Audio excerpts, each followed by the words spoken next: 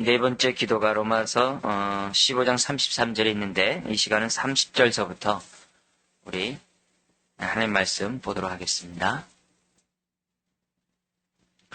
신약 261페이지 로마서 15장 30절에서 33절 우리 한 목소리를 한번 읽어볼까요? 형제들아, 내가 우리 주 예수 그리스도로 말미암고 성령의 사랑으로 말미암아 너희를 권하노니 너희 기도에 나와 힘을 같이하여 나를 위하여 하나님께 빌어 나로 유대에 순종치 아니하는 자들에게서 구원을 받게 하고 또 예루살렘에 대한 나의 섬기는 일을 성도들이 바름직하게 하고 나로 하나님의 뜻을 쫓아 기쁨으로 너희에게 나아가 너희와 함께 편히 쉬게 하라. 평강의 하나님께서 너희 모든 사람과 함께 계실지어다. 아멘. 네. 평강의 하나님이 우리와 함께 하시기를 주님 축원합니다.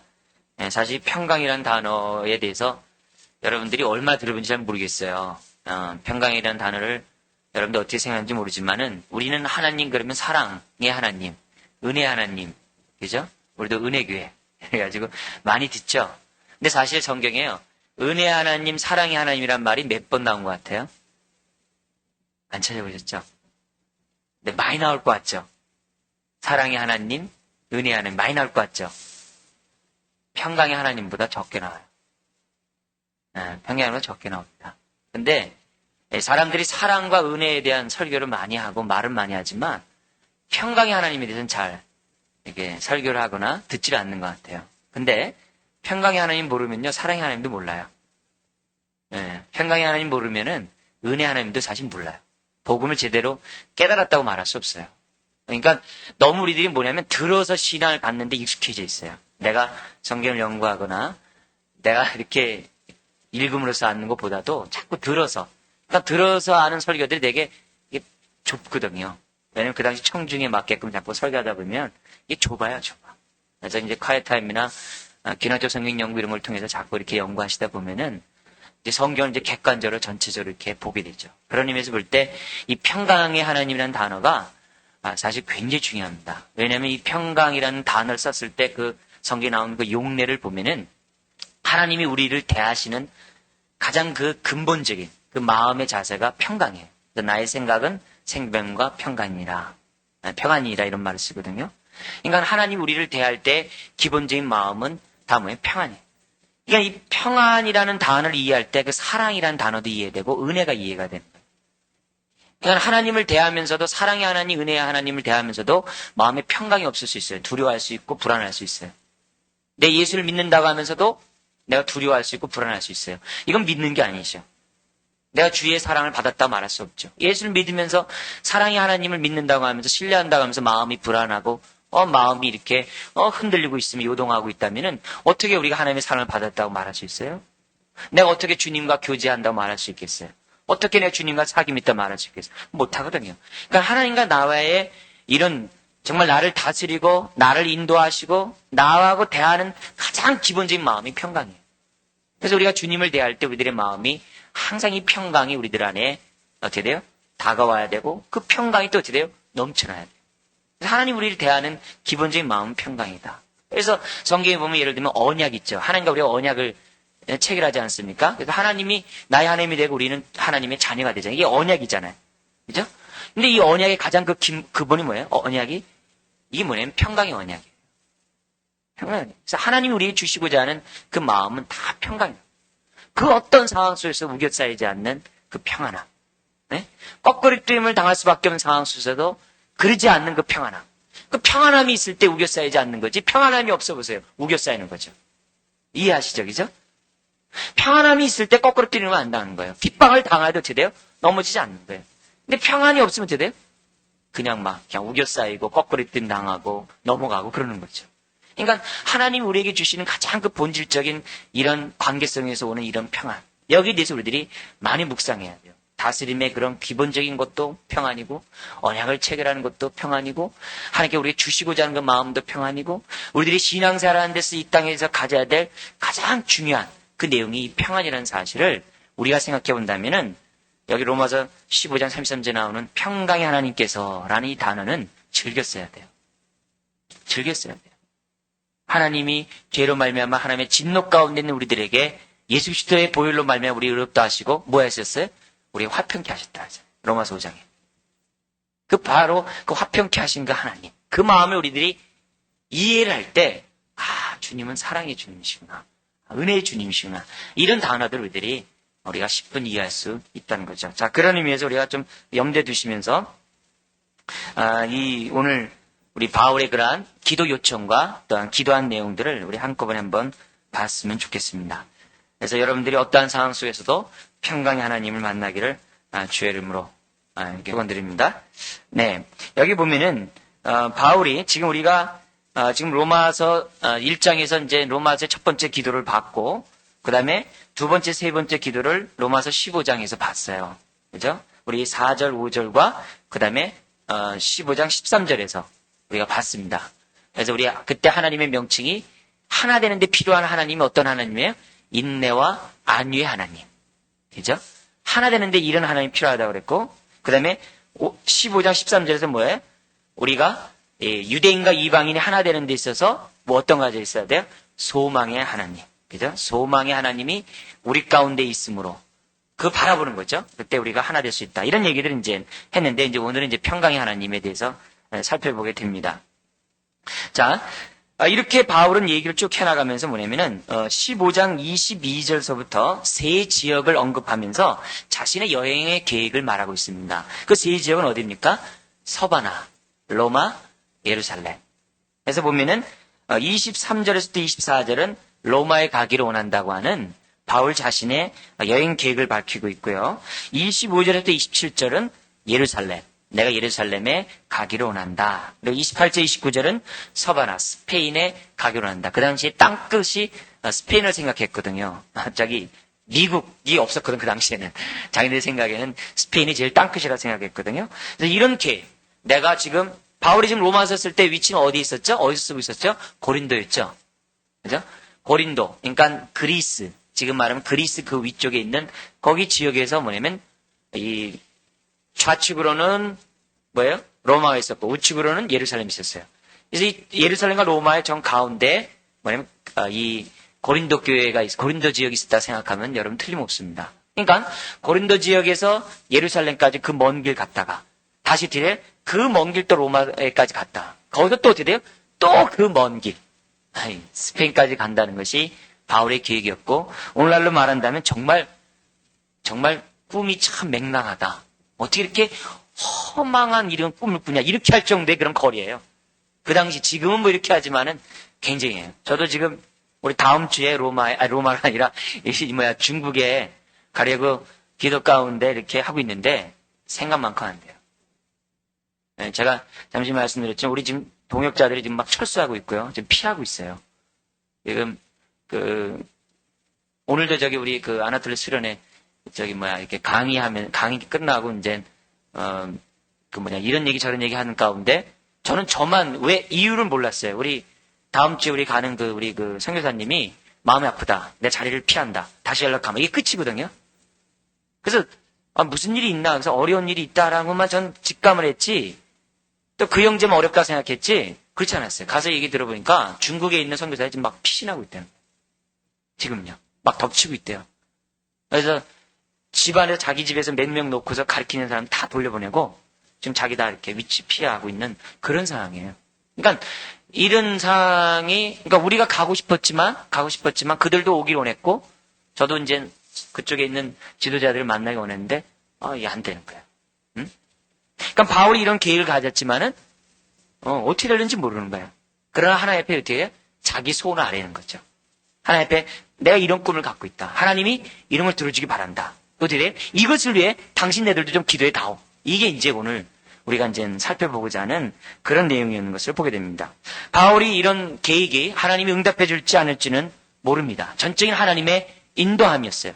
그러나 바울은 믿기로는 자기가 복음을 깨닫고 자기에 주신 그 하나님의 정말 복음에 대한 비밀을 깨달은 걸 생각해 볼 때 하나님이 이 복음이 뭐냐면 로마에 갈 뿐만 아니라 땅끝인 스페인까지 간다는 그러한 바울 나름대로 확신이 있었어요. 그리고 자기 자신을 이방인의 사도로 만드셔서 자기를 통해서 이방인들에게 복음을 증거되게 한 그것은 유대인과 이방인들이 복음 안에서 하나가 되고, 또한 이방인들이 충만한 수가 들어야지만이 어떻게 돼요? 유대인들이 시기 가운데 예수를 믿겠다고 하는 하나님의 비밀의 경륜을 바울이 깨닫기 때문에 바울은 이와 같은 기도를 하는 거죠. 하나님이 나를 사용할 것이다. 그래서 나를 통해서 이방인들의 복음 충만한 역사가 일어나게 하고, 그걸 통해서 유대인들이 복음, 자기 동족이 예수를 믿을 것이다. 이런 비밀을 깨닫기 때문에, 그래서 유대인과 이방인이 함께 후사가 되고 지체가 되고 자녀가 되고자 하는 그 하나님의 그 비밀을 깨달았던 바울이었기 때문에, 바울은 뭐예요? 당시 로마 교인들에게 자신의 계획과 자신의 이런 선교 여행의 뜻을 갖다가 그들에게 요청했던 것을 보게 됩니다. 자, 이런 걸 보면서 여러분들이 좀 말씀드리고 싶은 것이 있습니다. 자, 말씀드리기 전에 우리 손가락 잠깐 껴놓고 로마서 1장 10절 한번 보세요. 로마서 1장 10절에 보면은 이와 같이 지금 방금 했던 얘기는 이미 1장에서부터 밝히고 있습니다. 1장 10절이요. 1장 10절 같이 읽어볼까요? 네, 시작. 어떠하든지 이제 하나님의 뜻 안에서 너희에게로 나아갈 좋은 길 얻기를 구하노라. 그러니까 지금 바울이 뭐냐면 주님으로부터 뭐냐면 너 지금 이 시간에 예루살렘 갈 것이고 그 다음에 로마에 갈 것, 그리고 스페인 갈 것이다. 이렇게 말을 든 게 아니라 바울이 뭐예요? 자기가 복음을 깨닫고 묵상하고 하나님 앞에 기도하는 가운데 하나님의 뜻을 발견하게 돼요. 복음의 역사가 어떻게 나타난다는 것을 알게 돼요. 이방인과 유대인이 하나가 돼서 하나님을 경배한다는 것을 알게 돼요. 그런 가운데 뭐냐면 자기 자신이 뭐예요? 이 일에 쓰임받기를 바울이 지금 원하고 있는 거예요. 그런 가운데 하는 얘기가 뭐냐면 이제 하나님의 뜻 안에서 그런 뜻 안에서 너희에게로 나아갈 좋은 길 얻기를 구하노라. 자, 제가 여러분이 이 얘기는 왜 말씀드리냐면은 우리가 하나님의 인도를 받고 하나님의 뜻대로 살기를 원하고 하나님께 영광 돌리는 삶을 사는 데 있어서 여러분들이 너무 수동적인 자세만 취하지 않길 바라요. 무슨 말이냐면은 주께서 길 열어주면 내가 예루살렘 가고 길 열어주지 않으면 예루살렘 안 가. 이런 자세를 취하는 것이 아니라 어떻게 하는 거예요? 하나님의 인도를 구하고 하나님의 뜻을 구하는 데 있어서 보다 적극적인 자세를 갖는 것이 중요해요. 뭐냐면 하나님, 이런 내가 복음의 뜻을 깨달았습니다. 내가 이 일에 내가 쓰임받기 원합니다. 그래서 내가 예루살렘에 가려고 하고 그래서 로마를 통해 내가 스페인 가고자 합니다. 하나님, 나에게 좋은 길 주옵소서. 이렇게 적극적인 자세로 자기가 하나님의 뜻 안에서 깨달은 그 말씀을 놓고 하나님께 적극적으로 기도할 필요가 있다는 거예요. 좀 더 쉽게 얘기하면 하나님 저에게 전도할 마음을 주세요. 하나님 저에게 전도할 마음을 주셔야지 제가 전도할 거 아닙니까? 이렇게 기도하지 말고 하나님 전도하렵니다. 나에게 사람 붙여주세요. 이렇게 기도하란 말이에요. 그러니까 전도하거나 이런 것들 뭐야? 다 하나님의 뜻이잖아요.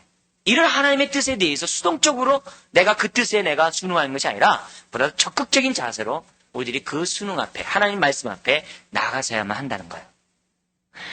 하나님 저에게 성령 충만해야지 제가 성령 열매 맺을 거 아닙니까? 저에게 성령 충만 주세요. 이렇게 할 게 아니라 열매를 맺기 원합니다. 저에게 충만함을 주세요. 보다 더 적극적인 자세로 하나님 앞에 뭐예요? 내가 깨달은 하나님의 뜻 안에서 깨달은 하나님의 선하시고 기뻐하시고 온전한 뜻을 깨달은 그대로 되대요. 살겠다고 적극적인 의지를 갖는 것이 무엇보다 필요하다는 거예요. 그래서 성경에 나와 있는 우리 시편에 나와 있는 시인들이나 우리의 믿음의 선배들이 썼던 용어들을 보면요. 수동적인 자세를 갖지 않았어요. 적극적인 자세를 가져요. 하나님 이것을 이루게 해주십시오. 그러나 그것을 끝나는 게 아니라 어떻게 돼요? 항상 그 마음의 끝에는 예수님이 말씀하셨던 것처럼 기도하셨던 것처럼 하나님 나의 원대로 마옵시고 아버지의 원대로 되게 원합니다. 라는 그 기본적인 마음도 항상 갖고 있어요. 내가 이렇게 되기 원합니다. 하나님께서 허락하시면 전 좋은 길 얻기를 원합니다. 이렇게. 그래서 바울은 바로 이와 같은 속에서 하나님의 인도를 받을 때 수동적인 측면에서 인도함 받는 것이 아니라 보다 더 적극적인. 우리 좀 더 직접적인 얘기 한번 해볼까요? 하나님, 내 짝 어디 있습니까? 이렇게 하지 마세요. 어떻게 돼요? 주님, 저는 하나님의 뜻 가운데 제 짝은 이런 사람이면 전 된다고 확신합니다. 그냥 기도 많이 해야죠. 그래서 이것이 하나님의 나에게 주신 가장 대표님을 믿습니다. 딱 해놓고 어떻게 돼요?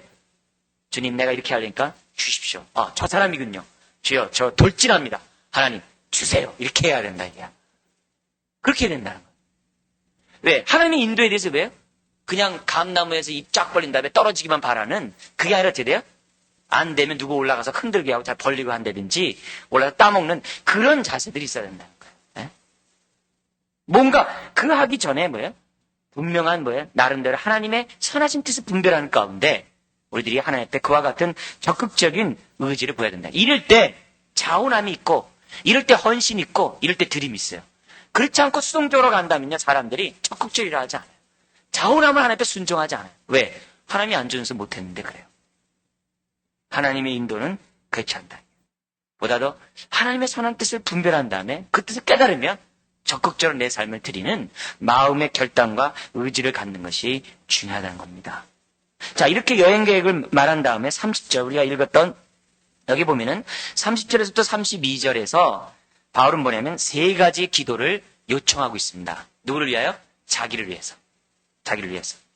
그리고 나서 33절에 바울이 이제는 로마 교인들을 향해서 그리고 우리를 위해서 지금 기도를 하고 있습니다. 자, 이런 기도를 요청하는 데 있어서 먼저 우리들의 이 바울의 요청하는 그런 마음의 자세를 좀 살펴봤으면 좋겠어요. 바울은 세 가지 기도를 로마 교인들에게 요청하고 있습니다. 자, 이런 요청하는 기도를 통해서 우리들이 알아야 될 것은 뭐냐면은 기본적으로 성도들이 알아야 할 것은 뭐냐면 여러분 기도의 능력이 있다는 거 알으시죠? 그죠? 사람들이 기도를 계속하는 이유는 뭡니까? 능력이 있으면 믿기 때문에. 그죠? 바울이 지금 기도를 요청하는 것이 뭡니까? 인사치레입니까? 그게 아니죠. 중보 기도에 뭐예요? 그런 합심 기도의 능력을 알기 때문에 요청하는 거죠. 자, 그런 가운데 우리들 기본적으로 알아야 될 것은 뭐냐면은 나의 기도를 내 공동체가 알고 있어야 한다는 거예요. 물론 미주알 구주알 세세한 부분에 대해서는 우리가 얘기할 필요가 없습니다. 그러나 그래도 근본적으로 뭐냐면 그 사람의 기도 제목은 이거야 라고 하는 것은 기본적으로 뭐냐 우리 공동체 안에서 서로 알아야 돼요. 특히 작게는 소그룹 안에서 또 같이 신앙생활에는 우리 같은 형제 자매들 가운데서는 뭐냐면 나의 기도가 어떤 것인지를 아는 것이 필요해요. 그렇지 않고 자기가 어떤 위급한 문제나 고민스러운 게 있어요. 근데 혼자서 끙끙 앓아요. 그리고 그 사람의 행동을 갖다가 볼 때 남들이 이해를 못해요. 네? 그리고 나서 나중에 그 문제가 해결되거나 그 문제가 이루어지지 않았을 때 하는 얘기예요. 내가 이런 문제가 있었어. 그래. 그건 바람직한 자세가 아니에요. 네? 내가 있는 그 문제에 대해서 어떻게 돼요? 주변에 있는 사람들에게 내가 이런 문제 있으니까 나를 왜 기도해 줄 수 있겠니? 이렇게 얘기할 수 있어야 된다는 거예요. 그게 뭐예요? 기도의 능력을 믿는 사람의 바른 자세예요. 그것이 교회 공동체 안에서 주께서 이렇게 함께 모아놓은 하나님의 의도에 적합한 행동이라고 볼 수가 있어요. 그렇지 않고 내 고민과 내 기도 제목을 갖다가 나만 알고 있어요. 그리고 가장 친한 한두 명만 알고 있어요. 그래 놓고 자기는 힘들어요. 자기가 힘들어하는 그 문제 때문에 어떻게 돼요? 남들은 이해하지 못해요. 그것이 바람직하냐? 그렇지 않다는 거예요. 오히려 내가 갖고 있는 기도 제목에 대해서 사람들에게 얘기하고 이 문제를 놓고서 기도해 줄 수 있느냐. 또 어떻게 돼요? 담대하게 공동체에 내놔서 나에게 이런 기도 제목이 있다. 나를 위해서 기도해달라. 이렇게 놓고 함께 기도하는 자세. 이게 바로 공동체예요. 이게 바로 교회예요. 이런 코에노니아 교제 없이 자기 기도 제목을 나누는 것 없이 함께 우리가 지체되었다라고 함께 그리스도의 몸을 세울 수 있다는 것은요. 넌센스예요. 그거는 바람직한 자세가 아니에요. 바람직한 자세가 아니에요. 그렇기 때문에 여러분이 갖고 있는 그러한 문제라든지 기도 제목에 대해서 탐대하게 얘기하셔야 돼요. 공동체 내놓으세요. 왜? 합심하여 기도하는 것이 하나님의 능력이 있거든요. 응답의 역사가 있거든요. 두세 사람이 주의 이름을 모인 곳에 하나님이 함께 하신다 그랬거든요. 이걸 믿는다면은 내 기도 제목에 대해서 돼요? 담대히 얘기해야죠. 담대히. 예? 그래서 이걸 놓고 기도할 수 있겠느냐. 내 계획이 이건데 기도해달라. 이런 마음의 자세를 우리들은 가져야만 한다는 것이죠. 그래서 바울은 자기가 갖고 있는 기도에 대해서 나누는 것을 즐겨했어요. 그래서 바울 서신을 보면은 이것을 위해 기도해달라. 이것을 위해 기도해달라고 얘기를 해요. 그래 또 나는 너희를 위해서 기도한다. 바로 이것이. 그래서 모이면 그리스도의 몸을 세우고 은사를 통해 그리스도의 몸을 세우고 흩어지면 성도를 위해 서로를 위해 중보 기도해주는 합심 기도하는 그게 바로 교회 공동체예요. 이것이 되기 전까지는 어떻게 돼요? 교회 안에서의 서로 하나됨이라든지 교회 안에서 그리스도 몸을 세우는 일들은 요원한 거예요. 먼 일이에요. 이런 것 없이 내가 교회를 사랑한다고 하고 이런 것 없이 내가 하나님의 하늘에서 이런 뜻이 있다 이루겠다라고 생각하는 건요. 그거는 잘못된 생각이에요. 그렇지 않아요. 한 교회 안에서 서로 우리가 중보기도 하고 한 교회 안에서 서로의 문제를 놓고 함께 얘기할 수 있는, 함께 기도할 수 있는 그런 분위기가 주께서 원하시는 교통함이 있는 교회다. 평강이 지배하는 교회다. 이걸 여러분들이 생각하시고 여러분들에 대해서 이 기도에 대한 올바른 인식 또한 지체에 대해서 올바른 생각을 가지면서 여러분들이 기도해 주시기 바라요. 저희 기도 지금 뭔지 아세요? 제 기도 지금 뭐예요? 네? 네, 주보에 있어요. 제 기도 제목이 주보에 있어요. 왜요? 네, 주보에 나온 게 뭐예요? 나온 것이 뭐냐면 제가 교회를 향한 그 마음. 좌측에는 우리 이 나라 이 민족과 세계를 위해서, 우측에는 우리 교회를 위해서. 네? 주보 3면에 제일 밑에 네? 중보기도 내용 있죠? 그게 제 마음이에요. 제 기도예요. 네? 그래서 여러분들이 그걸 놓고 여러분들이 기도해 주셔요. 같이 기도하자고 그렇게 한 거예요. 그런 부분에 대해서 여러분들이 기본적으로 오픈하는 것이 매우 중요하다. 자, 그러면서 기도를 부탁할 때 마음의 자세가 30절에 나와 있어요. 30절 보면 같이 읽어볼까요? 형제들아 내가 우리 주 예수 그리스도로 말미암고 성령의 사랑으로 말미암아 너희를 권하노니 너희 기도에 나와 힘을 같이하여 나를 위하여 하나님께 빌어 그랬어요. 기도하는 자세가 어떻게 되냐면은 주 예수 그리스도로 말미암고 뭐예요? 그리스도 중심의 기도를 해야 된다 그랬어요. 제가 지난번에 성경적인 기도가 어떤 것이냐 그리스도 중심의 기도를 해야 된다라고 제가 여러분들 말씀했기 때문에 이건 생략하도록 할게요. 그래서 뭐냐면은 그런 그리스도 중심의 기도를 하는데 어떤 마음의 자세, 권할 때 어떤 자세 해야 돼요? 성령의 사랑으로. 성령의 사랑으로 부탁을 해야 돼요. 이런 마음의 자세를 우리들이 가져야만 합니다.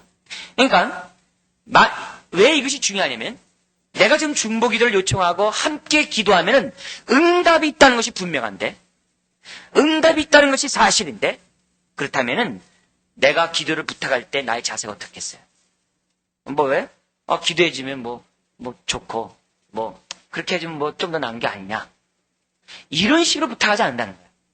저 사람에게 기도를 부탁하면 하나님이 들어준다는 확신이 있다면 제대 우리 기도의 자세가 부탁한 자세가 무리하게 하거나 소홀히 하거나 그냥 툭 던지고 그런 자세를 하지 않는다는 거예요. 뭔가 신중하게 하고 뭔가 어떻게 돼요? 예, 정말 믿는 가운데 더나 어떻게 돼요? 성령에 사랑하는 그러한 자세를 가지고 사람들에게 기도를 부탁한다는 거죠. 여러분들이 사람들에게 기도를 부탁할 때 여러분들의 마음의 자세가 어떨까요? 그 자세가 뭐예요? 기도의 능력을 믿는지 안 믿는지를 알 수 있어요. 그냥 뭐예요? 나 이런 기도 있는데 기도해 줄 수 있겠어? 이렇게 하는 거고 당신이 기도해 줘야지만 응답이 있어라고 생각하면서 부탁하는 건요. 그건 천지차지. 네? 내가 벌써 그렇게 했을 때 벌써 그 기도가 응답받는지 안 받는지 그 사람의 태도를 보면 알아요. 바울은 중보기도를 요청하면은 하나님께서 그것을 들은다는 확신이 있었어요. 그렇기 때문에 그의 마음의 자세가 어떻게 돼요? 예, 성령의 사랑으로 부탁을 해요. 그리고 그 기도하는 그 가운데 어떻게 돼요? 나와 함께 뭘 하자고 그래요? 예, 힘을 같이 하여 기도를 하도록 지금 부탁하는 것을 보게 됩니다. 그러니까 여기 합심 기도가 있는 거죠. 그러므로 우리들이 기도를 부탁하거나 기도를 우리가 상대받은 그런 기도를 할 때 우리들의 마음의 자세는 뭐냐면 우리가 기도하면 응답이 있다. 응답하신다. 이런 확신 속에서 서로 기도 제목을 주고받아야 돼요. 주고받아야 돼요. 그래야지만이 기도를 부탁하는 사람이나 기도를 받는 사람들의 마음의 자세들이 남다를 수 있는 것을 보게 됩니다. 자, 이런 마음의 기도에 이런 기도 자세를 우리가 생각하면서 바울이 기도한 요청 3가지 잠깐 보도록 하겠습니다. 첫 번째는 뭐냐면은 31절에 나로 유대에 순종치 아니하는 자들에게서 구원을 받게 해달라고 기도하고 있습니다. 두 번째는 뭡니까? 또 예루살렘에 대한 나의 섬기는 일을 성도들이 받음직하게 해달라고. 예루살렘 예루살렘에 있는 유대 크리스찬들이 받게 해달라고. 그리고 32절은 내가 너희에게 가서 편안히 쉬는 그런 일을 위해서 기도하는 것을 보게 됩니다. 첫 번째 우리 잠깐 보도록 하죠. 첫 번째 기도 제목은 유대에 순종치 않은 자. 뭐냐면 유대인 가운데 예수 그리스도를 믿지 않는 사람들. 그런 사람들로부터 구원을 받게 하고. 이건 뭡니까? 그 당시에 바울은 유대인들로부터 죽임의 위험을 당하고 있었습니다. 왜냐하면 바울이 증거하는 그 내용들은 유대 율법과 유대 전통을 허무는 그러한 행동들을 했기 때문입니다. 그죠?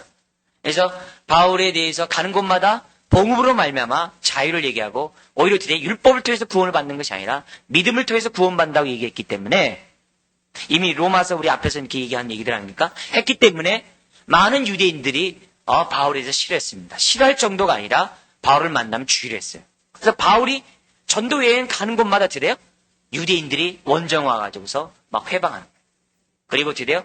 막 때리기도 하고 돌로 쳐서 막 죽이려고 하고 죽었나해서 쓰레기 갖다 버리면 또 바울이 또 일어나서 가게 되고 40대에서 한 대 가마는 39대에 태형을 갖다 맞게 되고 이런 일들이 바울에게 있었어요. 왜 그래요? 바울이 유대인들이 생각할 때 그들은 뭐냐면 유대 율법과 유대 전통을 허문다고 생각했기 때문이죠. 그러니까 유대인의 입장에서 볼 때 바울을 죽이는 것은 그건 뭐예요? 사단을 죽이는 것과 마찬가지와 같은 그런 생각을 갖고 있었던 것을 보게 됩니다. 그래서 사도행전 23장 12절 이하에 보면 이런 말씀이 있어요. 바울을 죽이기 전에는 먹지도 않겠고 마시지도 않겠다는 사람들이 40여 명이 결사대가 준비되게 됩니다. 그러니까 이처럼 사람들이 바울에 대해서 아주 적대적인 감정을 갖고 있는 것을 보게 됩니다. 가는 곳마다 죽이려 하고 아닌가 다를까 예루살렘으로 향하여 가는 그것은 곧 지금 사도행전 21장에 보면 이런 말씀이 있어요. 나는 주 예수의 이름을 위하여 결박받을 뿐 아니라 예루살렘에서 죽을 것도 각오하면서 간다고 그래요. 자기가 지금 예루살렘에 가고자 하는 여행 계획을 갖고 있어요. 근데 그 가는 그곳이 나는 죽을 수도 있다. 이런 각오 가운데 사도행전 21장에 보면은 예루살렘에 가는 것을 보게 됩니다. 지금 바울이 지금 내가 예루살렘에 가기 원한다. 이것이 그냥 단순히 내가 가서 마게도냐 아가야에 있는 연보를 가지고 내가 그들에게 전달해주기 위해서 간다. 이런 차원이 아니에요. 가면 죽는다라는 그런 마음을 가지고 바울은 예루살렘에 가고자 했던 거죠. 자, 그랬을 때 뭡니까? 바울이 로마 교인들에게 기도를 부탁한 거예요. 내가 그 사람들로부터 죽임을 당하지 않도록 내가 구원받을 수 있도록 내 생명을 보존할 수 있도록 그래서 나로 하여금 정말 로마에 가고 서바나까지 갈 수 있도록 나를 위해서 기도해달라고 바울은 그들에게 요청하고 있는 것을 보게 됩니다. 성경에 보면은 바울이 질병이 있었어요. 그 질병이 뭡니까? 눈의 가시였죠. 그죠? 그래서 눈의 가시였기 때문에 우리는 그걸 안지라고 많이 얘기해요. 근데 문맥상에 보면은 눈의 안지를 얘기할 수도 있어요. 근데 문맥상에 보면은 또 하나 볼 수 있는 게 있어요. 그게 뭐냐면은 가는 곳마다 바울을 죽이려고 했던 유대인들. 그들이 바울에게는 눈에 가시일 수도 있었어요. 문맥상에 보면은. 그러니까 바울이 눈으로 안지를 겪는 그런 고통도 있었지만 질병도 있었지만은 동시에 뭐냐면 유대인들이 가는 곳마다 그들에게 눈에 가시였어요. 너무 큰 고통이었어요. 성도들이 받음직하게 하고 유대 크리스찬들이 받을 수 있도록. 왜냐하면 그 당시 예루살렘은 기근을 당하고 있고 많은 사람들이 굶주리고 있었다고 해요. 그래서 이걸 보고서 마게도니아하고 아가야가 이제 고린도 지역을 비롯한 그쪽을 말하는데 그리스 그쪽 지역을 말해요. 그러니까 마게도니아하고 아가야에 있는 사람들이 연보를 하게 됩니다. 왜냐하면 그들이 유대인들을 통해서 복음을 받았기 때문에 그들에 대해 어려움을 돌보는 것이 마땅하다고 생각해가지고 없는 가운데 사람들이 돈을 구제비를 냅니다. 그리고 바울은 이 부분을 다른 사람을 통해서 줄 수도 있지만 자기가 직접 가져가려고 합니다. 비록 죽음을 당할 수 있지만. 왜 그랬을까요? 바울은 어떤 비밀을 깨달았어요? 유대인과 이방인이 그리스도 안에서 하나 되어서 하나님을 섬기는 그 비전을 깨닫게 되거든요. 그게 로마서 15장 우리 4절 5절에 있지 않습니까? 그러니까 그것을 깨달았기 때문에 바울은 어떻게 돼요? 자기가 그 일에 쓰임받기 원했던 거예요. 비록 가면은 죽을 수도 있지만은 갔다는 거예요. 자, 그랬을 때 그건 그렇고 그 당시 예루살렘에 있는 유대 크리스찬들이 그것을 받기를 위해서 기도했다는 거예요. 왜요? 만약에 바울이 전하는 이 헌금을 갖다 구제비를 갖다 받으면 어떻게 됩니까? 그 받는다는 얘기는 뭐 얘기예요? 곧 바울이 행동한 그 일련의 그 모든 것들, 바울의 복음이라든지 일련의 그 모든 것들을 어떻게 하는 거예요? 인정하는 것이 되잖아요. 그죠? 인정하게 되면은 자칫 잘못하면 어떻게 돼요? 유대인들, 그 당시 유대인들, 우리 예수를 믿지 않는 그 유대인들이 유대 크리스찬들에 대해서 어떻게 돼요? 적대 감정을 갈 수 있지 않겠어요? 그러니까 이것은 굉장히 혼란스러운 문제예요. 혼란스러운 문제예요. 이 부분이었기 때문에 유대 크리스찬들이 이방인들이 주는 그 돈을 받는데 꺼낼 수 있어요. 더구나 유대 크리스찬들이 어떻게 유대인들이 뭐예요? 이방인들에 대해 개같이 생각하는데 이방인의 돈을 받는다, 더구나 이방인의 도움을 받는다는 것은요, 죽으면 죽었지 안 하겠다는 것이 그 당시 유대 사람들이었거든요. 그래서 그런 가운데 혹시나 그들이 이것을 거절하면 어떻게 될까? 거절하는 순간 어떻게 됩니까? 하나님의 구원의 경륜이 이게 연장돼 버리는 거예요. 하나님의 구원의 경륜이 뭐예요? 유대인과 이방인이 서로 받는 그 하나님의 구원의 경륜이 이게 성취가 되지 않는 거예요. 이런 가운데이기 때문에 바울은 어떻게 돼요? 혹시 그렇게 함으로 예루살렘에 있는 유대 크리스찬들이 혹시 그 하나님의 은혜에서 떨어질까봐, 하나님의 은혜에서 좀 더 이렇게 이게 멀리 떨어질까봐 바울은 두려웠던 거죠. 그래서 이런 것들을 알았던 바울은 당시 로마 교인들에게 뭐냐면, 이건 문제를 놓고 너희들이 기도를 해주기 바란다. 그래서 예루살렘에 있는 유대 크리스찬들이 너희들의 헌금을 받음으로 너희들의 믿음도 받고, 그리고 너희들과 함께 하나가 되어서 하나님을 섬길 수 있는 그런 사람들, 그런 공동체가 되었으면 좋겠다. 이런 의미에서 바울은 그들에게 헌금을 받아들이기를 기도했던 것을 보게 됩니다. 자, 이런 것들을 볼 때 우리들이 한번 좀 더 생각해 볼 것이 이것입니다. 자, 어떤 부분이냐면 예루살렘으로 가고자 했을 때 아가보 선지자가 나타나가지고 당신이 예루살렘에 가면은 이같이 된다 해서 자기를 칭칭칭 감았죠. 그렇죠? 그래서 결박당하는 모습을 보면서 당신이 이렇게 될 것이오. 이렇게 했어요. 자, 그랬을 때 여기서 비전이 있는 사람과 하나님의 평강이 지배하는 사람과 평강이 지배하지 않고 비전이 하나님의 뜻을 깨닫지 못하는 사람의 차이점이 여기서 나타나요. 뭡니까? 만약에 그런 일이 딱 됐을 때 판단되는 거예요. 내가 예루살렘에 지금 가면은 결박당해? 내가 지금 죽어? 그럼 내가 지금 가는 게 아니라 나중에 가야지. 이렇게 생각할 수 있어요. 그죠? 왜? 가면 이렇게 된다니까. 이거 하나님 뜻인가 보다. 지금 가는 게 아니라 나중에 가고, 내가 가는 게 아니라 다른 사람 보내는 게 하나님 뜻인가 보다. 이렇게 생각할 수 있겠죠? 왜 이렇게 결박당한다고 하니까? 더구나 선지자가 그러니까. 근데 바울은 그런다 할지라도 자기가 합니다.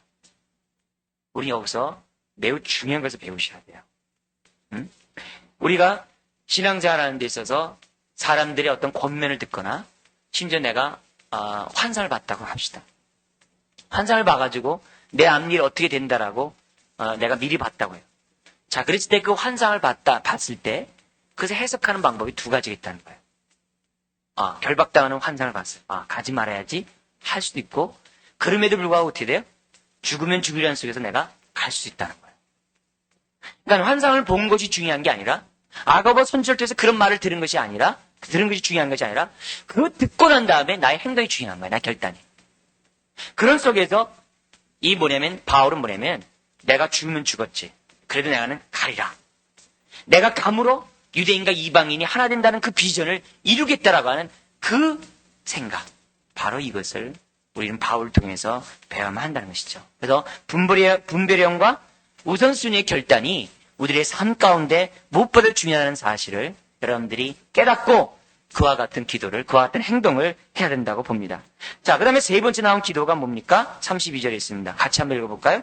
나로 하나님의 뜻을 쫓아 기쁨으로 너희에게 나아가 너희와 함께 편히 쉬게 하라. 왜냐하면 그래야지만이 너희들이 편히 너희와 함께 성공해야지만, 예루살렘 가시 성공해야지만이 로마에 갈 수 있죠. 그죠? 또 로마에 가야지만이 서바나까지 갈 수 있죠. 바울은 예루살렘에서 어떻게 대접을 받든지 간에 로마에 가서 그들과 정말 기쁨 가운데 편안히 쉬기를 바라는 마음이 있었어요.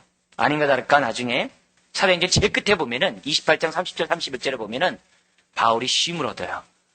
어떻게 보면 2년간 셋집에 살면서 재판을 계류 중에 있으면서 2년간 있으면서 셋방집에서, 근데 그 집을 떠나면 안 돼요. 근데 셋방집에서 아주 편안히 있으면서 사람들이 문안을 받아요. 문안을 받으면서 하나님 나라에 대한 복음을 2년간 전해요. 그래서 바울이 2년간 안식년 했어요. 그 로마에 가가지고.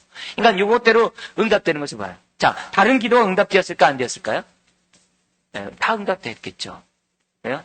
돈을 갖다가 받았다는 얘기는 성경에 안 나왔지만 우리는 받았다라고 우리는 얘기할 수 있어요. 그리고 또 어떻게 돼요? 예루살렘에서 로마로 갈 때 어떻게 갑니까? 죄수의 몸으로 가요. 몇 년 만에? 3년 만에. 그것도 어찌돼요? 모진 아주 그냥 막 이 파손되는 그런 고통 속에서 드디어 로마에 도착을 해요. 그러니까 그의 기도가 즉각적으로 응답받지 않았지만은 3년 만에 응답되었지만은 그가 이 시간에 여기서 우리가 지금 봤던 이 세 가지 기도들은 다 응답받았던 것을 보게 됩니다. 그러니까 이런 것들을 보면서 우리들의 마음속에서 바울은 지금 뭐냐면은 자기가 하나님 뜻을 깨달은 가운데 자기 소원을 하나님께 안 했어요. 근데 하나님이 그 소원을 다 들어주셨어요. 근데 다 들어주지 않을 수도 있죠. 아시겠죠? 근데 다 들어주셨어요. 얼마나 감사해요. 근데 그 들어주는 방법이 이렇게 형통한 가운데 들어줬습니까? 그러지 않았어요. 바울의 이 기도 응답이 다 뭐예요? 굉장히 고난 가운데, 굉장히 어려운 가운데 하나님이 들어줬던 것을 보게 돼요. 죄수의 몸으로 로마 가게 됐고, 또 뒤에 셋집의 재판 계류 속에서 2년간 쉼을 얻게 되고, 모든 것이 자유롭지 않았어요. 그러나 하나님은 바울의 기도를 갖다 들어주셨고, 그 바울의 소원을 갖다가 만족시켜 주신 것을 보게 됩니다. 자, 이름으로써 우리들이 깨달을 것이 뭡니까? 뭐냐면은, 하나님의 응답을 보면서 우리가 착각하지 말할 것은 뭐냐면은, 항상 하나님의 응답은 형통하고, 하나님의 응답은 비단결 위에 우리에게 응답이 주어진다고 생각해서는 안 돼요. 많은 사람들이 하나님 응답 그러면요, 그냥 다 모든 게 좋고, 모든 게 편안하고, 모든 것이 쉬운 가운데 응답이 주어진다라고 사람들은 생각을 해요. 천만에요. 그렇지 않아요. 그렇지 않아요. 하나님의 응답은 오늘 이렇게 바울처럼 정말 모진 틈바 속에서도 그것이 응답되어질 수 있고, 아주 그냥 너무나도 고통과 어떻게 보면 그런 고난 속에서도 하나님의 응답이 되어질 수 있다는 사실을 생각하고, 나의 삶이 꼬이고, 나의 삶이 어렵고, 나의 삶이 힘들고, 나의 삶이 뜻대로 안 되고, 나의 삶이 내 생각대로 안 된다고 해가지고 하나님의 응답이 아니라고 생각하지 말라 이거예요. 네? 비록 내가 지레 힘들고 어렵고 일이 잘 되어지는 것 같지 않은 그런 상황 속도 뭐예요? 하나님의 응답이 주어질 수 있다는 사실을 우리는 믿어야 돼요. 믿어야 돼요. 이걸 믿으셔야 돼요. 그래서 모든 것들이 편안하고 안락하고 등이 따서야지만이 하나님의 응답이라 생각하면 안 돼요. 안 돼요. 오히려 뭐예요? 바울처럼 그렇게 모진 고난과 그런 풍파 속에서 하나님의 계획과 하나님의 뜻이 이루어지는 것을 보게 돼요. 그러므로 우리들이 신앙생활하고 또 우리가 교회에서 우리 교회의 모습을 바라볼 때 모든 것이 그냥 순풍에 돛달듯이 쭉 가는 것만이 하나님의 뜻이다. 천만에요. 그렇지 않다는 거예요. 모진 풍파 속에서 뭐예요? 오히려 더 어떻게 돼요? 네, 하나님의 평강을 맛볼 수 있고 오직 모진 풍파 속에서 어떻게 돼요? 더 빨리 갈 수 있는 거예요. 왜? 바람이 있기 때문에. 네? 바람이 있기 때문에. 그러니까 이런 가운데 이런 상황 속에서 바울이 생각했던 하나님이 어떤 하나님이에요? 평강의 하나님일 수밖에 없었다는 거죠. 자, 그런 가운데 33절 바울의 기도가 나오는 거죠. 자, 33절에 한번 같이 읽어볼까요? 네, 시작. 평강의 하나님께서 너희 모든 사람과 함께 계실지어다. 이 말은 굉장히 의미심장한 말입니다. 그러니까 특별히 평강이란 단어는 뭐냐면 화해라는 개념과 연관되어 있어요. 이 평강은 화해. 어떤 화해입니까? 하나님과의 화해도 있지만 어떤 화해요? 유대인과 이방인의 화해. 사람들 간의 화해가 들어있습니다. 지금 바울이 지금 기도를 부탁하고 있는 그 상황, 모든 게 지금 막 막혀있는 것 같아요. 네? 유대인과 이방인, 자기와의 또 자기 본토에 있는 같은 유대인, 이 모든 것들이 뭐예요? 이게 막 화해가 이루어지지 않고 막 어우러지는 그런 상황이에요. 이랬을 때 바울이 바라는 가장 핵심적인 것이 뭐예요? 화해가 아니겠어요? 그래서 그런 의미에서 바울은 여기서 평강의 하나님을 얘기하고 있다는 것이죠. 근데 이 평강이 33절에 보면 너희 모든 사람과 함께라고 했어요. 유대인에게만이 아니라 이방인에게만이 아니라 너희 모든 사람에게 함께 있기를 바울은 기도했던 것을 보게 됩니다. 그 당시 로마 교회는 로마서 14장에 있는 것처럼 강한 자와 연약한 자가 나눠져 있었거든요. 강한 자, 연약한 자 서로 편론하고 비판하고 있었거든요. 그런 가운데 뭐냐면 평강의 하나님이 너희와 함께함으로 화해하기를, 복음 안에서 하나 되기를 바울은 원했던 것을 보게 됩니다. 바울은 지금 자기 상황에 맞는 기도를 하나님 앞에 아뢰고 있습니다. 바로 이게 기도예요. 이게 성경적인 기도예요. 하나님의 호칭을 하는 데 있어서 무조건 은혜와 사랑의 하나님 이렇게 하는 것보다도 때에 맞는 말, 평강의 하나님, 우리 가운데 함께 하시고 우리로 하여금 하나 되게 하옵소서라는 그 평강의 하나님을 사용하는 그런 기도들이 성경적 기도인 것을 보게 됩니다. 무엇보다도 로마 안에 있는 유대인과 이방인이 하나 되는, 일치가 되는, 화해가 되는 이런 기도를 바울은 그 무엇보다도 원했던 것이죠. 그리고 이 기도는 동시에 자기의 기도 영향되어 있어요. 어떤 기도요? 자기가 앞으로 닥칠 그 핍박 속에서 두려워하지 않도록. 그리고 헌금이 거절될까 봐 하는 그 염려 속에서 내가 불안해하지 않도록. 하나님의 평강이 자기를 지배해달라고 하는 그런 의미가 이 33절 안에 담아져 있는 것을 보게 됩니다. 그럼 따라서 볼까요? 신앙생활에 있어서 그 무엇보다 필요한 것은 평강입니다. 네, 평강이 없으면 신앙생활 못합니다. 평강이 없으면 한 발짝도 나갈 수 없습니다. 평강이 없으면 기도할 수 없습니다. 평강이 없으면 믿음을 가질 수도 없습니다. 평강이 없으면 하나님에 대해서 기대를 할 수가 없습니다. 기대를 할 수 없습니다. 평강이 우리들의 모든 신앙생활하는 데 있어서 근본입니다. 내 마음이 평강하지 않으면 우리는 흔들릴 수밖에 없고 두려워할 수밖에 없고 우리는 불안해할 수밖에 없습니다. 하나님의 다스림을 받는다는 것이 뭡니까? 로드십을 인정한다는 것이 뭡니까? 평강의 주님으로부터 우리가 지배를 받는다는 것을 우리들에게 의미하고 있습니다. 하나님은 우리가 어떤 상황 속에서도 평강이 우리를 지배하기를 원하십니다. 그래서 평강이 없는 신앙생활은 오래가지 못합니다. 평강이 없는 기도는 힘을 발휘할 수가 없습니다. 평강이 없는 기도는 사람들의 그 기도의 응답을 믿지 못하게 합니다. 그렇기 때문에 평강 없는 사람은 하나님 앞에 기도하더라도 하나님이 어떻게 그 기도를 들을 수가 없는 거죠. 그래서 그런 의미에서 볼 때 오늘 마음속에 가질 것이 뭡니까? 하나님, 로마 교회에게 바울이 기도했던 이 평강의 기도가 오늘 우리들 가운데 있기를 원합니다. 우리가 왜 이와 같은 평강의 기도를 해야 됩니까? 그 평강이 누구로부터 오기 때문에 그래요? 하나님부터 오기 때문에 그래요. 위로부터 평강이 오기 때문에 우리는 하나님 앞에 기도하는 겁니다. 그래서 계속 기도함으로 하나님의 평강이 나를 지배하게 달라고 우리 하나님 앞에 부르짖어야죠. 근데 성경에서 이런 평강이 하나님의 기도를 통해서만이 우리에게 오는 것이 아니라 여러 가지 방법 속에서 이 평강이 우리 가운데 넘쳐난다는 사실을 우리들에게 소개하고 있습니다. 그래서 간단히 우리 좀 몇 개만 좀 보고 이 시간 마치고자 합니다. 여러분 이제 빌립보서 4장 4절에서 7절의 말씀을 보십시오. 빌립보서 4장 4절에 7절의 말씀을 4장 4절 7절 말씀입니다.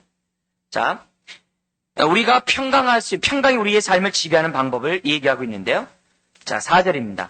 먼저 내 개인은 어떻게 해야 하는지 4절 다 같이 시작. 주 안에서 항상 기뻐하라. 내가 다시 말하노니 기뻐하라. 납니다. 내가 기뻐해야 됩니다. 항상. 그리고 지체와의 관계입니다. 5절 다 같이 시작. 너희 관용을 모든 사람에게 알게 하라. 주께서 가까우시다. 자, 그다음에 하나님과의 관계입니다. 6절입니다. 네, 시작. 아무것도 염려하지 말고 오직 모든 일에 기도와 간구로 너희 구할 것을 감사함으로 하나님 앞에 아뢰라. 자, 그러면 결론 7절입니다. 다 같이 시작. 그리하면 모든 지각이 뛰어난 하나님의 평강이 그리스도 예수 안에서 너희 마음과 생각을 지키리라. 그러니까 우리 마음속에 하나님의 평강이 우리의 삶을 지배하는 방법이 4절, 5절, 6절에 나와 있는데 4절은 뭐예요? 나와의 관계. 나와의 관계가 늘 기뻐해야 돼. 이 뭐냐면 내가 상황이 우겨싸이는 상황 속에서 주님, 내가 기뻐하기 원합니다. 기뻐하리라. 이랬을 때 평강이 지배한다는 거예요. 그리고 대인과의 관계에서 어떻게 우리의 관용. 우리의 관용을 자꾸 보일 때 하나님의 평강이 우리를 지배한다는 거예요. 왜? 남의 관용을 볼 때 그냥 안 되잖아요. 뿐만 아니라 하나님과 관계에서 어떻게 돼요? 나는 항상 감사함으로 기도하리라. 이렇게 마음을 작정하면 어떻게 돼요? 염려 가운데서도 감사함으로 기도하고자 했을 때 하나님의 평강이 우리를 지배한다라고 얘기를 해요. 하나님의 평강이 지배하는 방법을 성경 우리들에게 보여주고 있어요. 그 다음에 우리 4장 9절을 잠깐 보십시오. 또 평강이 지배하는 방법인데요. 다 같이 시작. 너희는 내게 배우고 받고 듣고 본 바를 뭐 하라고요? 행하라. 그리하면 평강의 하나님이 너희와 함께 있어. 우리가 주의 말씀을 듣고 행할 때 평강의 하나님이 우리의 삶을 지키십니다. 우리의 삶에 함께 하시는 거죠. 뿐만 아니라 하나만 더 찾아볼게요. 베드로후서 1장 2절을 보십시오. 베드로후서 1장 2절에 보면 우리가 평강이 더더 넘쳐나는 방법을 얘기하고 있는데 거기는 382페이지 보겠습니다. 1장 2절입니다. 다 같이 시작. 하나님과 우리 주 예수를 알므로 은혜와 평강이 너희에게 더욱 많을지어다. 어떻게 함으로 은혜와 평강이 더 많아진다 그래요? 예수를 알므로. 뭐 함으로요? 알므로. 그럼 네 가지 우리 지금 찾아봤어요. 뭐 합니까? 하나님의 평강이 우리 마음을 지배하는 것이 어떤 때요? 기도할 때. 네, 하나님 앞에 기도할 때. 또 하나는 어떤 겁니까?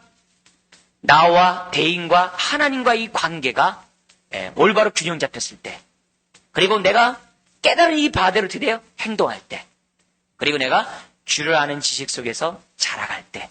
하나님의 평강이 나를 지배한다라고 말씀하고 있습니다.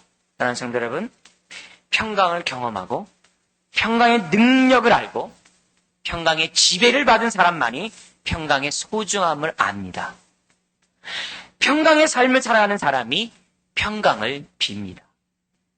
사랑하는 성도 여러분, 오늘 바울을 통해서 우리에게 주어지는 평강의 하나님, 여러분이 삶 속에서 만나시길 바라고 평강의 하나님이 우리들 삶을 지배하기를 주님 부탁드립니다. 네, 기도하겠습니다.